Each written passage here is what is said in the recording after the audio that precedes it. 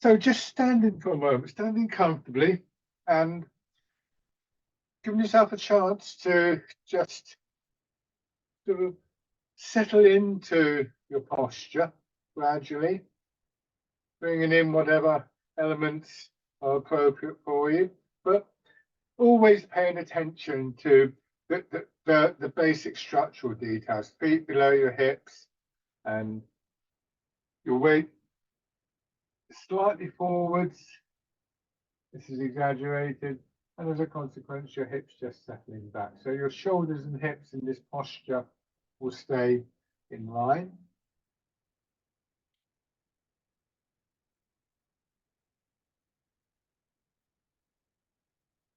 Take a couple of slow, gentle breaths. And then beginning to turn in the center of your body.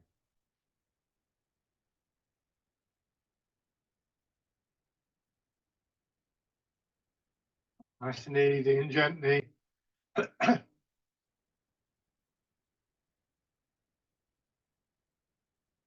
You're not trying to move your arms. You're not trying to stop them moving. They're moving because you're moving here in that central part of your body, the area between the hips and waist, the same area that you're trying to get to settle into the ground.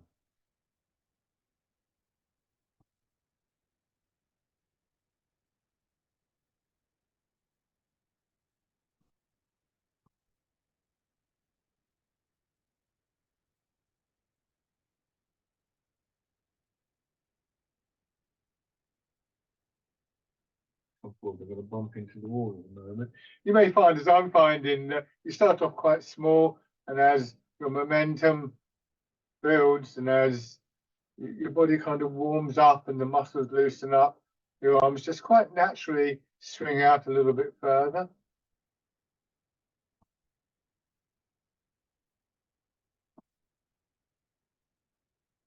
Feel how when you make some kind of change, a turn or a releasing feeling or whatever, in that central part of your body, the movement can feed its way up through your body.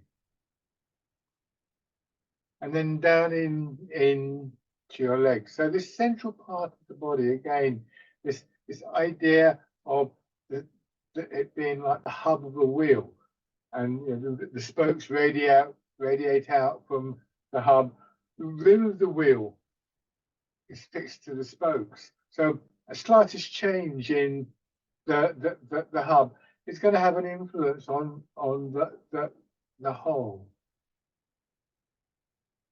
So this becomes a significant point of focus for us. We want to begin to try and include in that focus not just the physical area of the center of the body, but really from there down into our feet. So you said there's two ways of looking at the idea of the center. One is in terms of the physical structure of the body. This is clearly in the middle, hips, pelvis, waist, and so on. But you might also sort of think of that it kind of evolving into a kind of conceptual idea that embraces your legs and your feet and everything that's involved in them, and this idea of rooting down.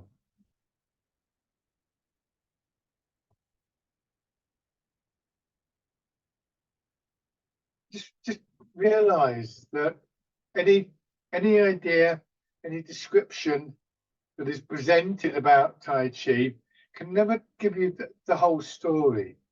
They're tools to help us access the very visceral experience of doing this practice. Trying to describe something like Tai Chi is a bit like trying to describe a picture. If there was a picture on the wall and you had 3 different people describing it, each would probably describe it slightly differently. And they could all well be correct and accurate, but in a sense, if you could describe it, it wouldn't be worth having the picture, would it? So they're signposts to help us gain and to understand and to cultivate the experience. And when one ceases to be useful, or it gets to a point where, well, that doesn't make sense anymore, or no, it doesn't quite explain this, then you just put it to one side. It's like if you go into your kitchen and you decide to make a sandwich, then you might cut the bread using a bread knife, but then if you wanted to, I don't know, spread butter on the bread or something like that, you'd probably use a different knife. Doesn't mean the bread knife is useless. Doesn't mean you're not going to use it again, and so on and so forth. So we start to become familiar with some of these ideas, some of these images that we use, and begin to develop an understanding, a feel for the basic principles that we're trying to develop. And this is something that will move out of the classroom with you. So that when you're walking along the road, when you're doing the washing up and so on and so forth, you get used to using these tools, then you won't have to think too much about them. They'll work for you just as you might be slicing the bread and talking to somebody at the same time.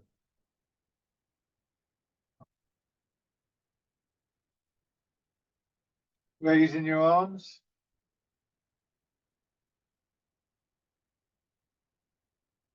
So all of these sort of things are qualities that we can reflect on in the process of doing these preparatory exercises. What is the best idea? What is the best image to help you get the most out of this posture, and so on and so forth? This is a key part of the practice, learning to use tools, if you like.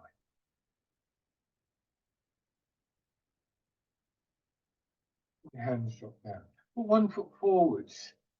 Now trying to make a point of generating the movement principally through the movement of your weight from foot to foot. So using your legs, letting the center of your body follow.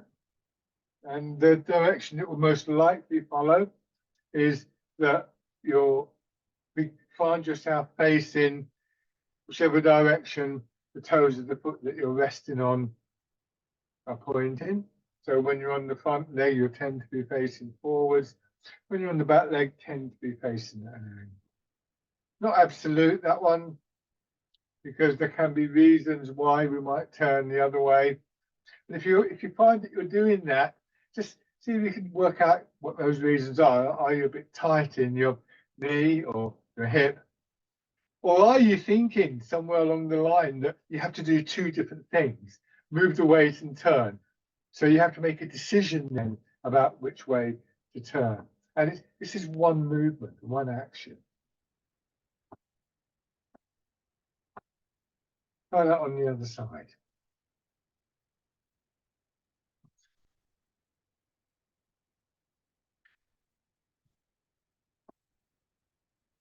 So one of the things that we're developing is this feeling of the body when the whole body's engaged one way or another in the movement. And because of that, we've got that sense of the movement permeating, the energy flowing through the whole of our body.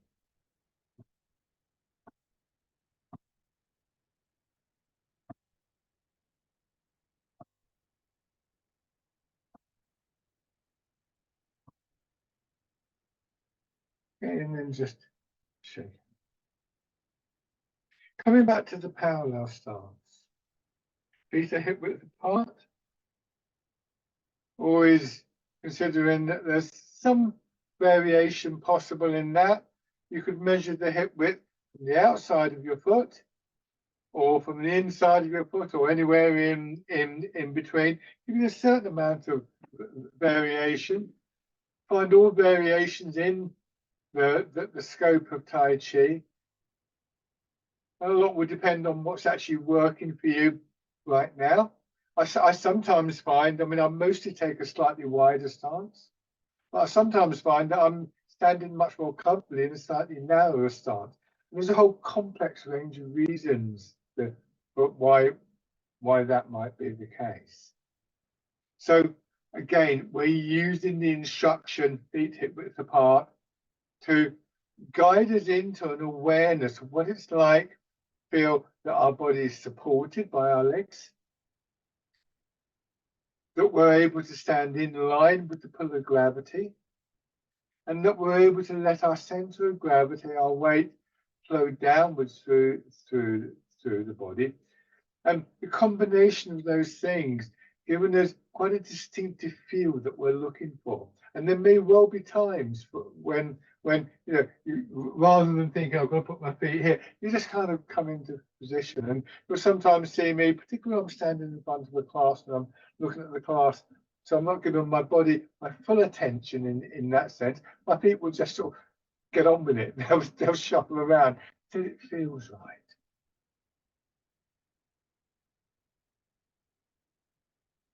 And again, this is something that will travel with us outside of the class.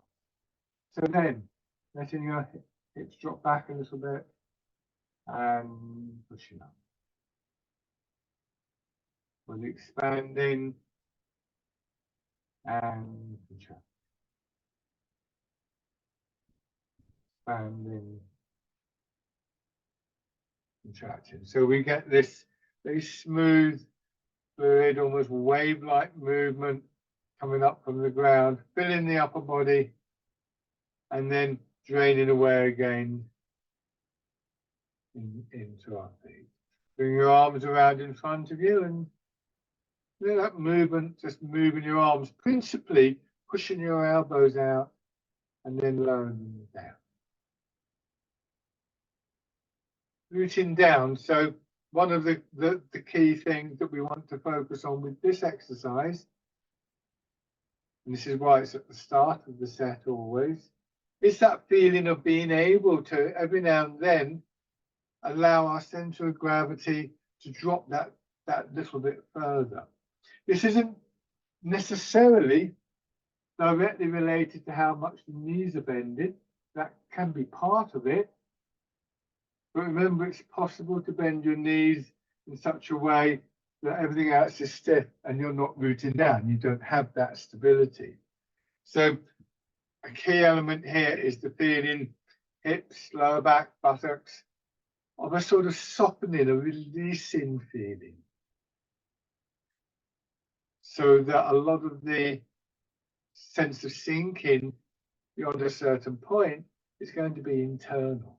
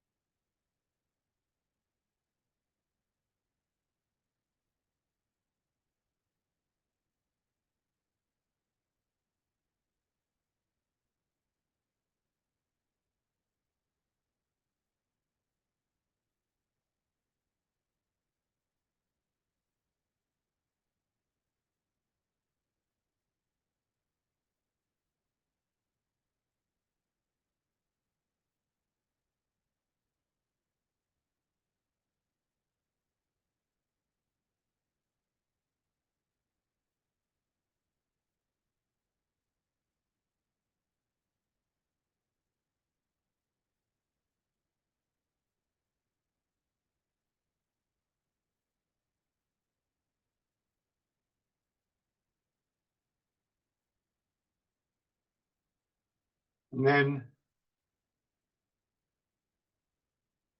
change into the wild goose.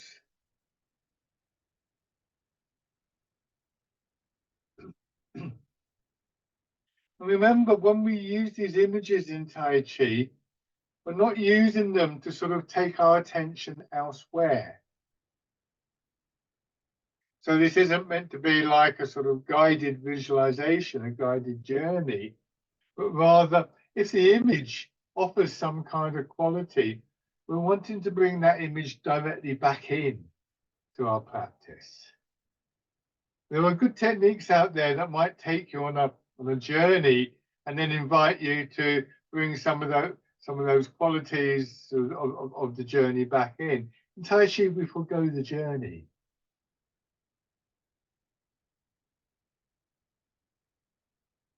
That's not meant to be a criticism of those techniques, by the way. They can be very, very good and very useful.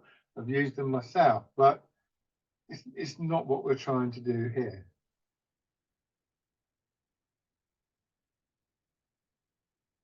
Do this one more time. And part in the clouds.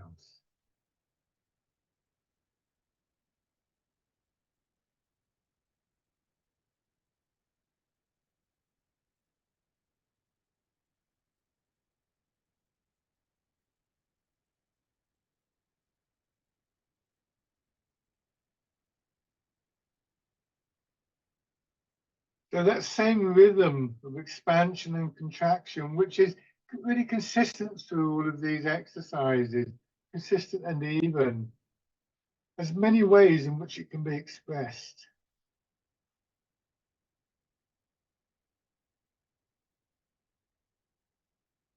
We can find the rhythm and choose which way we're going to go. And of course, when in a class like this, it's me doing the choice.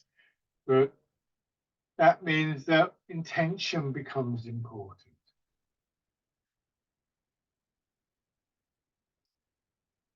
Maybe now, dragon plucks the stars from the sky.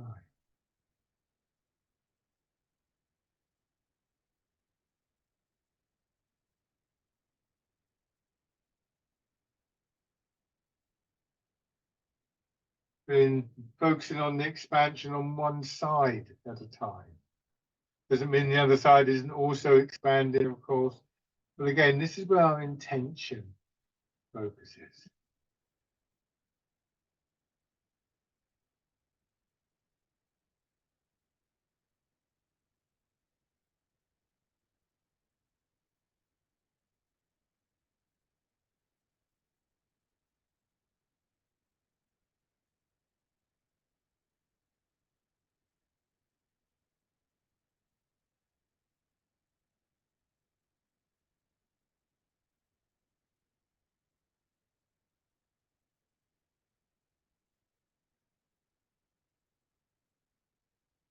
Take your time.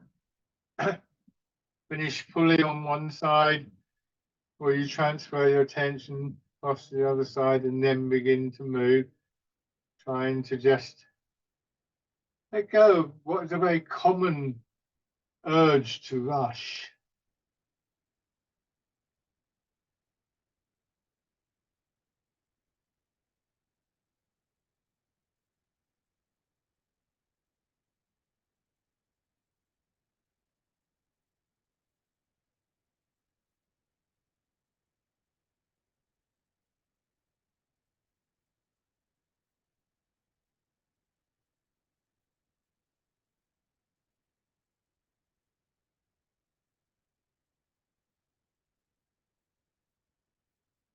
One more time on each side.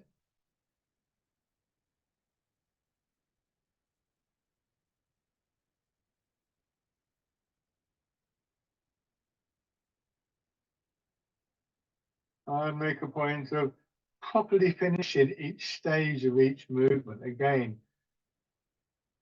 just allowing that urge to rush to fade away. Bring your hands to your hips.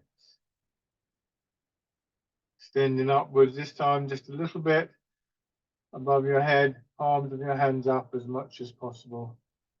Let's do the first and the last of this set, pushing out to the sides. Expanding, contracting. Expanding and contracting. And one of the things that we might observe, something I've seen in myself and in other people, is that we put more emphasis on the expansion than the contraction. It's almost like we undervalue it. So we might get to here and then come back more quickly or come back halfway. Some of that might be a sense of anxiety that you don't want to get left behind or something like that, but it's not.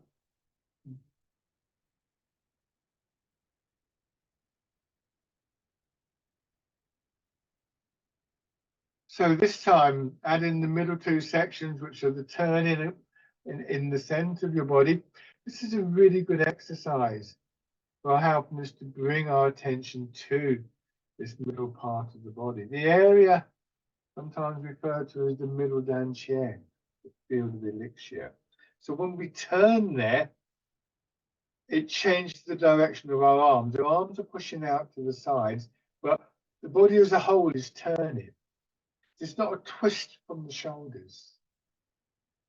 And then at the final stage, we push out forwards. So for the upward movement, obviously the hands are going up. The next three, relative to our shoulders and our chest, our hands will go to the same position. But what happens is the upper body turns. So my hands are still pushing out from my shoulders.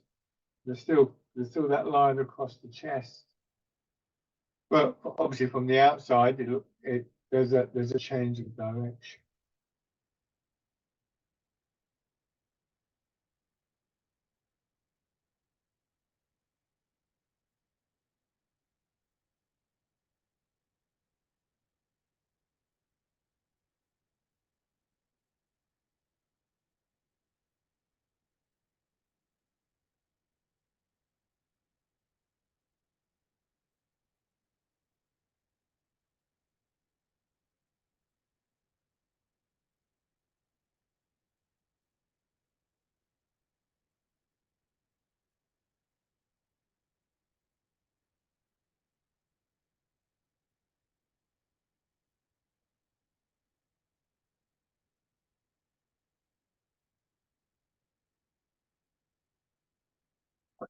One more round.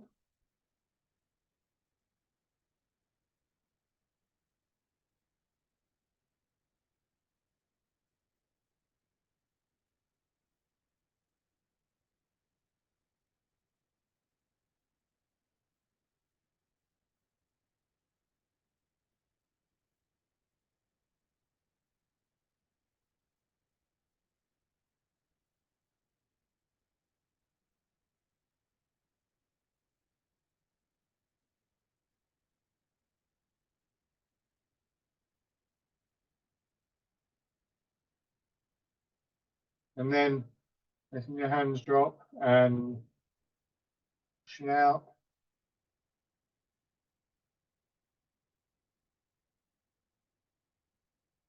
This time your arms, again, moving out from your center and back to your center, but with a semicircle. I'll go back a bit so my hand doesn't disappear. Imagine you're standing beneath the archway of an old church door or something like that. And you push your hand out and just slide it around that arch.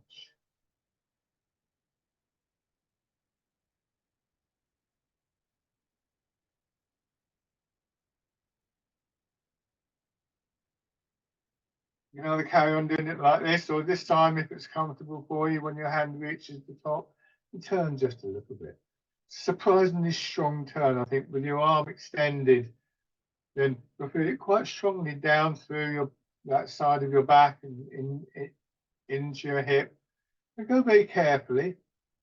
And remember, if the center of our body is like the hub of a wheel, a small turn in that hub make spokes at the other end move quite a long way.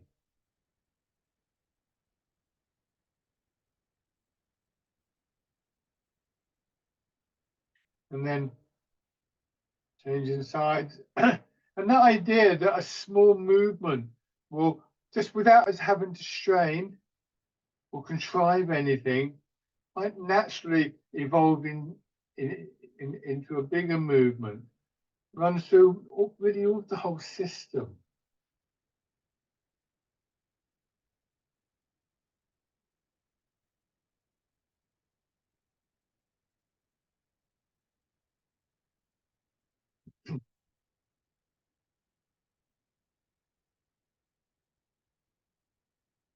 And then again, if it's comfortable, you're not pulling on your shoulder or your hip, turning.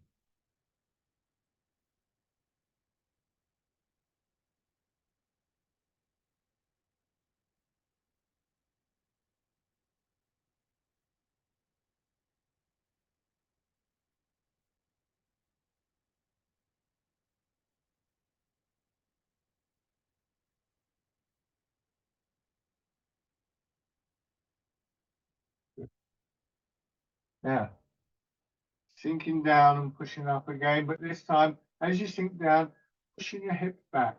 So the whole of your upper body tilts on your legs. And then your hips drop back and push up. Very, very carefully with your back. I'm doing this quite big.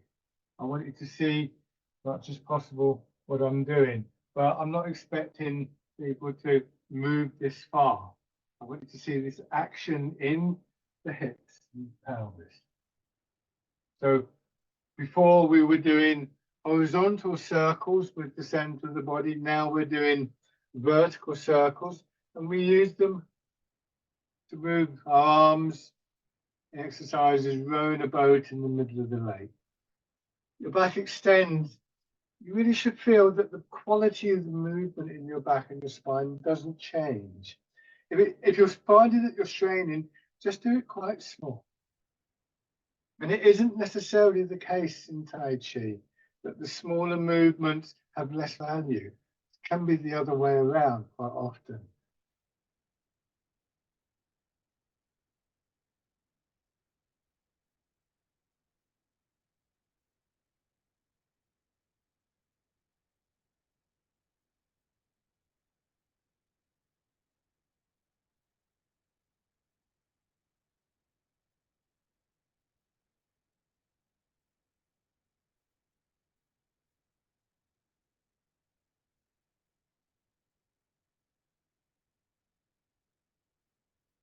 One more time.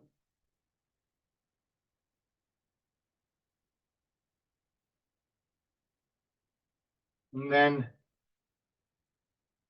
hands in front, you can turn. And then push the hips back. And then turn again. Just polishing the tape. Bringing your hands back to the center. And change direction.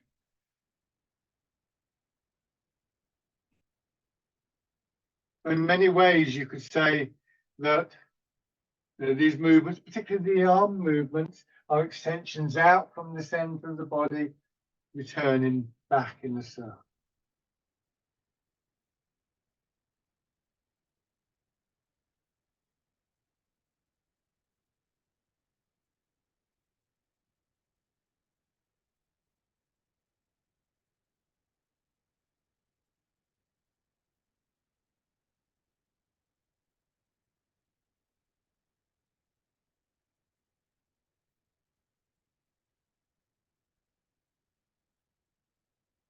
One more time in each direction.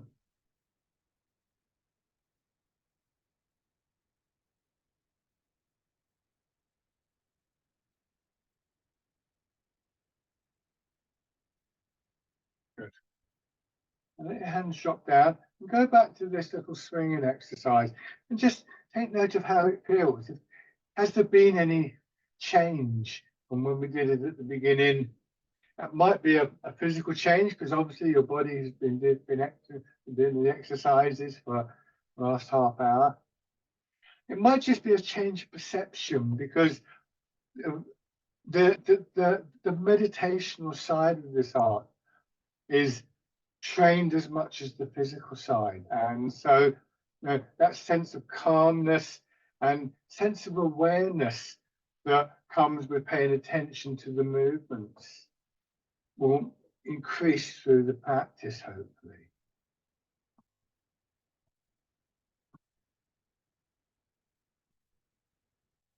And then just come in slowly forward.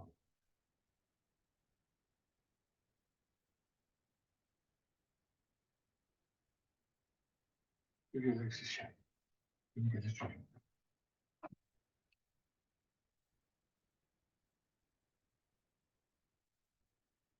Do the exercise bear play.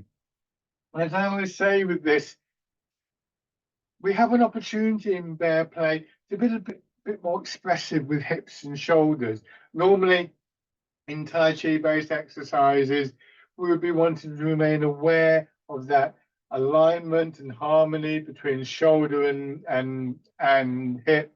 And in general, I would say the tendency in Tai Chi is for the view of the movements to become quieter. I said about the smaller movement in the center of the body. I remember years ago, one Tai Chi teacher saying to me that he felt that actually, well, if we demonstrated the exercises so that people could see what we were doing, we would probably be doing it wrong. Because you know, I've seen great teachers kind of doing this, and there's hardly anything happening in the center of the body. You could be looking at thinking, why is he just moving his arms? I've seen teachers and thought that, not until I look closely could I see that wasn't the case. So, you know, in a sense, by doing this, I'm kind of showing my posture out a little bit, perhaps. But bear play doesn't work like that. It's got much more of a role in action, and so we can begin to feel, certainly in back and spine, but also in our hips and pelvis and in our shoulders, this wonderful kind of like flowing energy that we want to feel in all of the movements. So starting with your feet parallel and just moving your weight from side to side a little bit. An example of that is that I often say to people, you know, and usually you go up a little bit and then down. And again, this is probably exaggerated. Maybe just about see it now. And as you go into your right leg, you turn to the left. And as you go into your left leg, you turn to the right. If you put your hands on your hips, you'll just feel how the hips are making this kind of rolling, flowing movement. So the pelvis will be moving a little bit, pelvis and pelvic floor being worked there. And then the shoulders mirroring that movement. So here, as you push up from the right, that kind of pushes the left shoulder up and down. Not just the shoulder. See if you can feel your shoulder blades sliding up and down your back. Feel what's happening in the front of your body, the big pectoral muscles going into the rib cage. Elbows are pushed up, and that brings your fingers up. And then the hand down. This is the bear's paw. And it's a very firm movement. It always seems to me when I've seen film of bears that they walk with a sense of purpose, in a sense that, you know, that they're not tentative about, oh, should I go here or not? Why should they feel that? That's probably a very romantic image of bears, I realise, but it's the sort of qualities that I think of in this movement.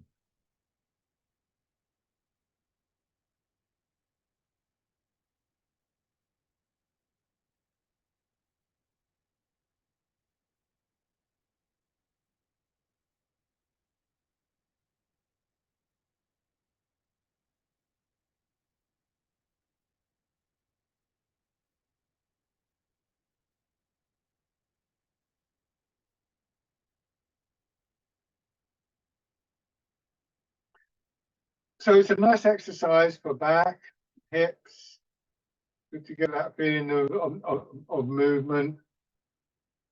It's also a good exercise to give us a pointer, again, a signpost at the sort of internal feeling that we look for in other exercises where maybe there isn't quite the same degree of external movement, but there's this quieter quality.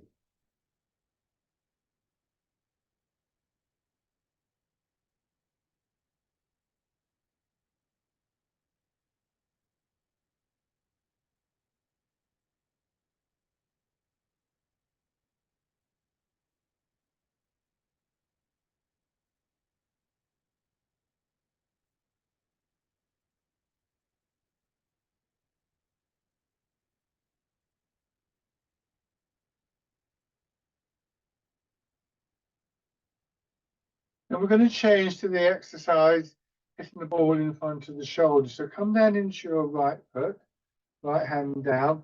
Instead of going back into your left straight away, turn out, turn your right hand palm up, come across, and your right heel will come off the ground. There's a definite push up here.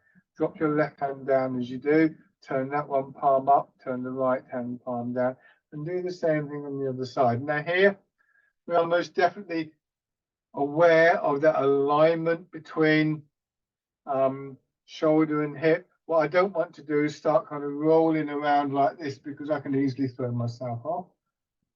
And yet at the same time, we want that same sense of energy and indeed internal strength, internal power, moving our arms.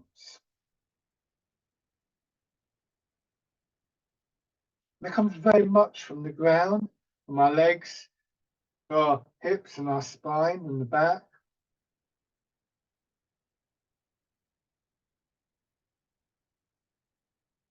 There's a strong feeling here of expansion in one side.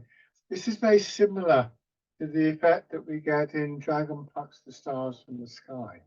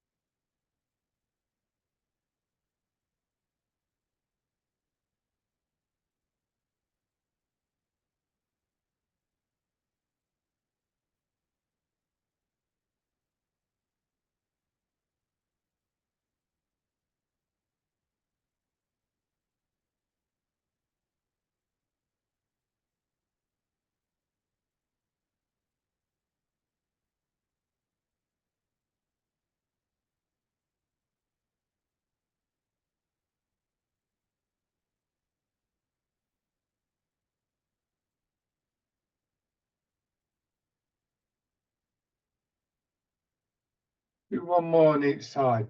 And this exercise does illustrate that sense of internal strength, of internal power. It's quite a dynamic image. Good. Okay. Now, changing the stance so that have your right foot forward. Keep the width of your step. One of the things I was talking earlier about, using the tools as appropriate. It's never going to be inappropriate to pay attention to your legs, to your hips, to your shoulders, to your basic posture. That, I think, that's one of the things that is consistently there in this practice. So a length of step that enables you to get a sense of distinction between the legs, not too long, and moving your weight. So clearly, at this point, we want the energy, the power that is moving us to come from the legs. So you're, in a sense, you could think of this as your legs pushing you forwards and backwards. And at first, we're told that the upper body just sits on the hips. It's kind of passive. But in fact, that's not going to be the case. And sometimes we use the image of moving through water, and that may help you. Is that idea of moving against resistance?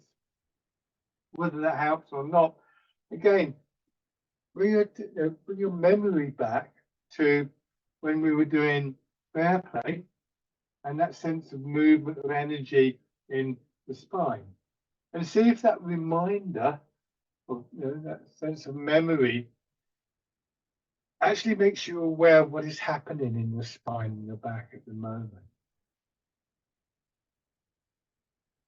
Because for the shoulders to move, it would be a strange old world if somehow the hips could move because the weight has moved and the shoulders move, but the back stayed behind. I know it's an absurd thing to say, but it's easily overlooked, that sort of thing.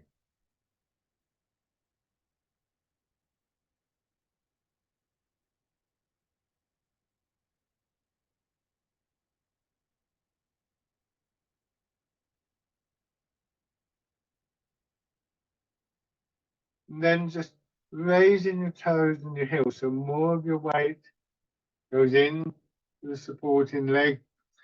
As you do this, are you managing to maintain that quality of energy in your back? Or is it the beginning of a kind of stiffening up? That's quite common.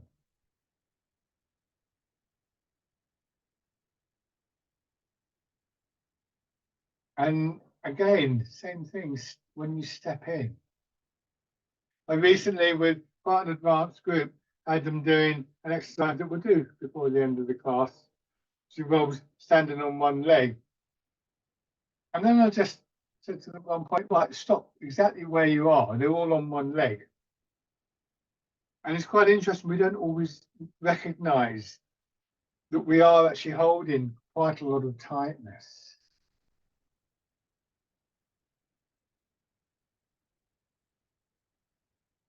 Shake out.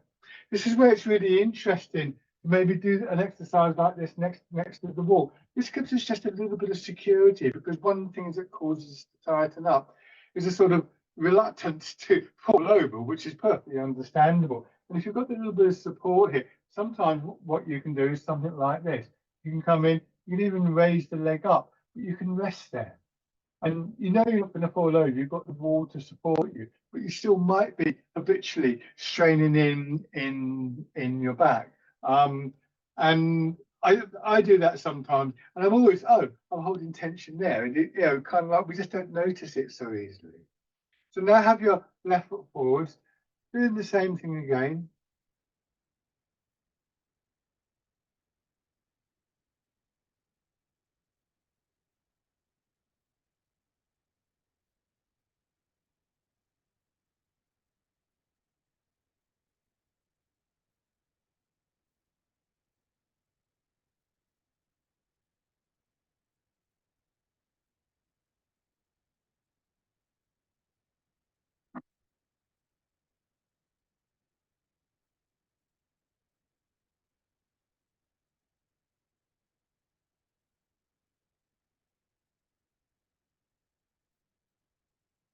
Raising toes and heel.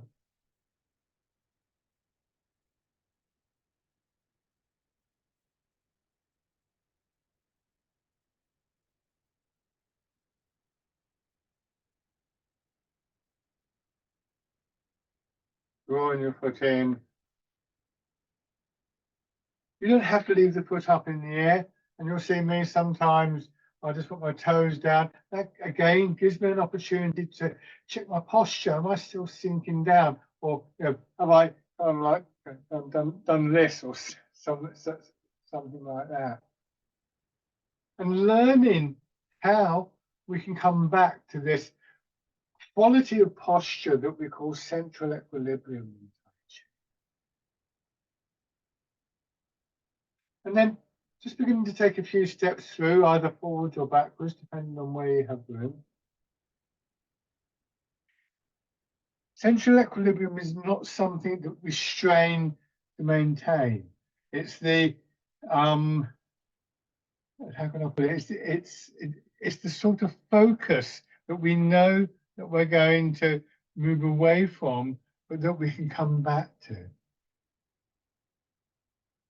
And so we never want to move away from it too much. Changing direction.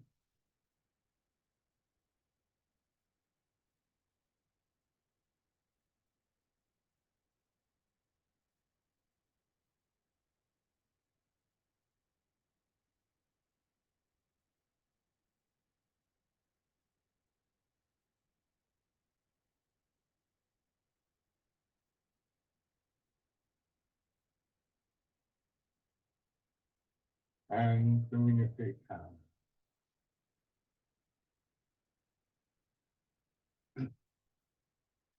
So, fisherman casting net, have your right foot forwards. And what I want you to do is just have this sense that as you go forwards, your arms are being pulled. And as you settle in the front leg, that's when they swing through. And likewise going back, not leading with your arms. So starting in your back foot, going forwards. Again, this is where the image of moving through water may be a useful one to you. So again, the movement coming from the ground, through your legs, and of course, your back and your spine. And if you could get that feeling of movement, of energy, however you envisage it, however you experience it in your spine, your back, can that feed into the same kind of feeling in your arms? I sometimes use the idea that our spine is like a plant floating in water. Can you get that? If that works for you, can you get that same kind of sense of what's happening in the bones of your arms, your fingers?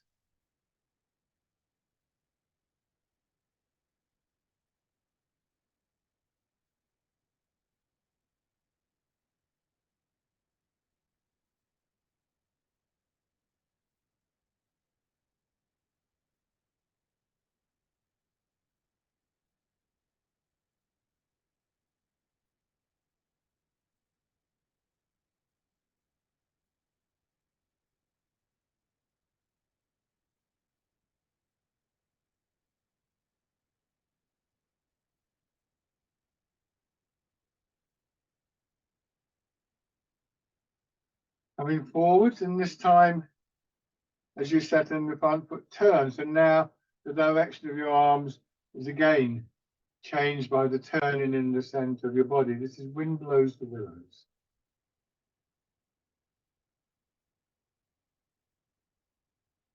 Expanding, contracting. Expanding, contracting.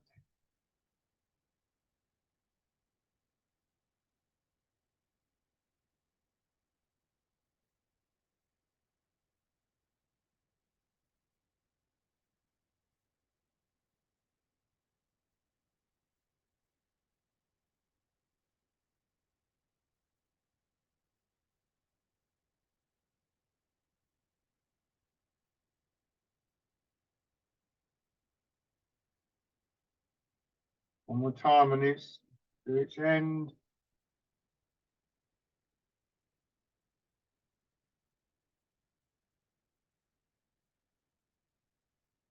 And check out. Now have your left foot forwards and push them and cast them in.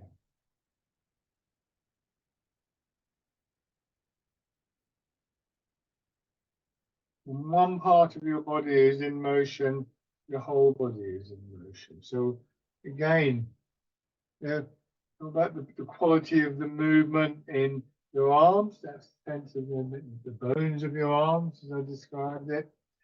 Can you feel it as well in your legs?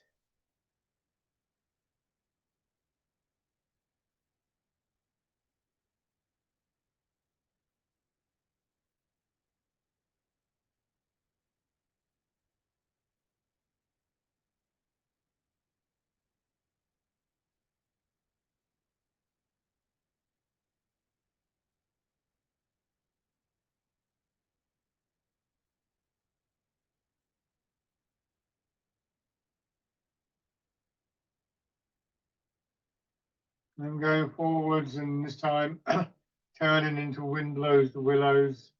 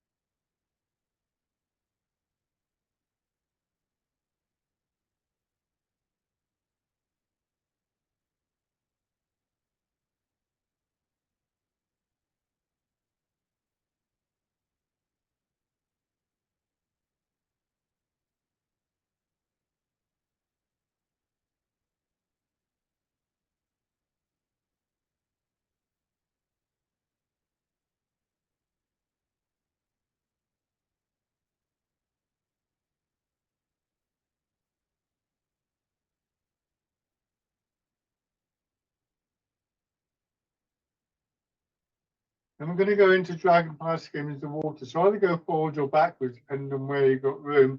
As you come forwards, raise either your heel or your toes. Bring your foot in first of all, and do that little kind of check.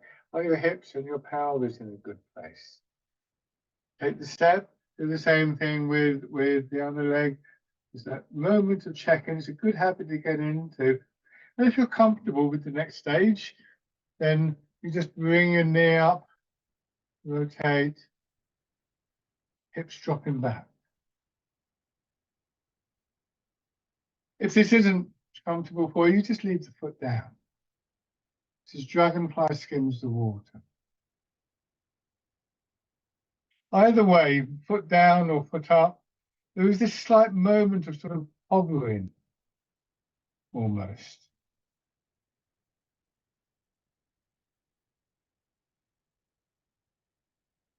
Change direction when you need to. I'm going to go back now.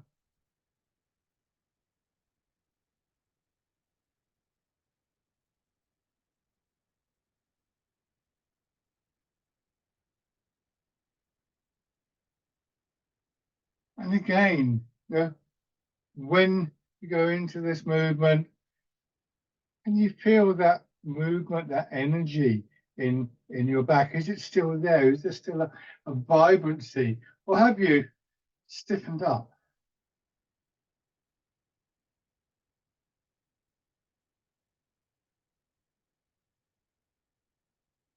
And then bring your feet parallel. So sometimes it's good in your own practice to think, well, okay, so I'll stiffen up. So why?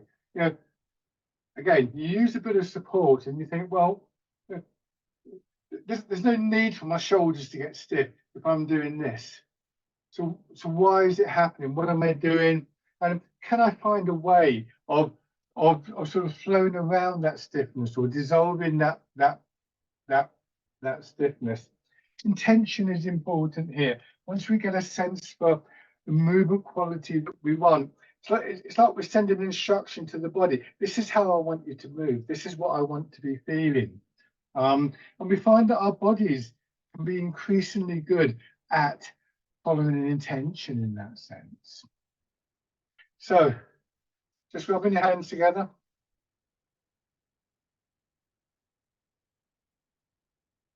Tapping over your face.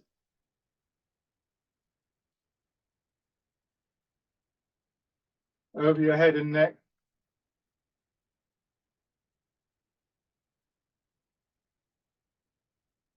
Down to one shoulder and your arm. And the other side. And then onto your back.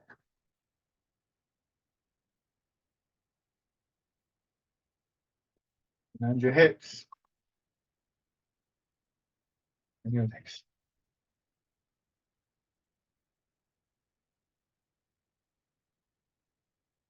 Right on your belly. And the upper part of your chest. And shake out. So just a reminder, obviously no classes on Monday, but no on Tuesday next week. We're back to normal on Thursday, and the recording of this will go out at some point early next week. Also, the Monday class has been at 12:30. I'm switching times. I'm going to run that class from 9:30 in future. So that will be 9:30 to 10:30 on Monday mornings. That will start up on the, I think about the 8th of April. That will start up. All this information will be in the bulletin that goes out at the weekend with the information for the month. So enjoy your holiday weekend. We'll see what the weather's like, of course. And coming back to the parallel stance, sinking down, and then again embrace tiger, return to mountain, and once again, don't exclude the back from this. Try and follow the movement up and down through the whole of your body.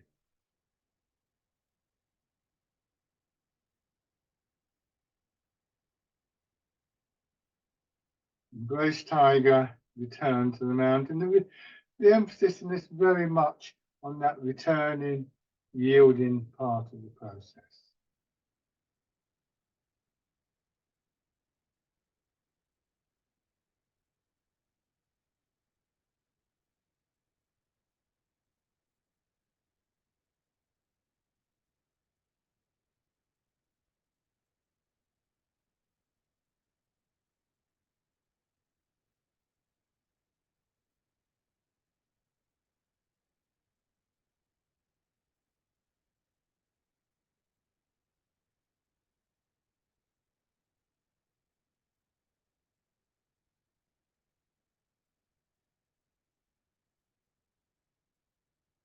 One more time.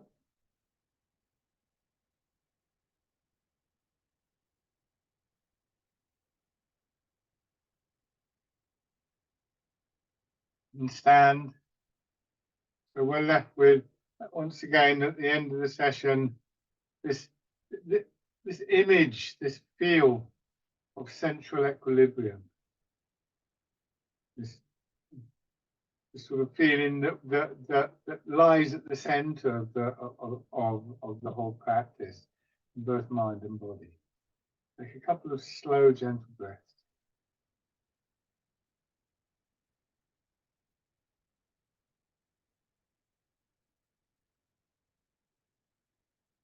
And then just shake out.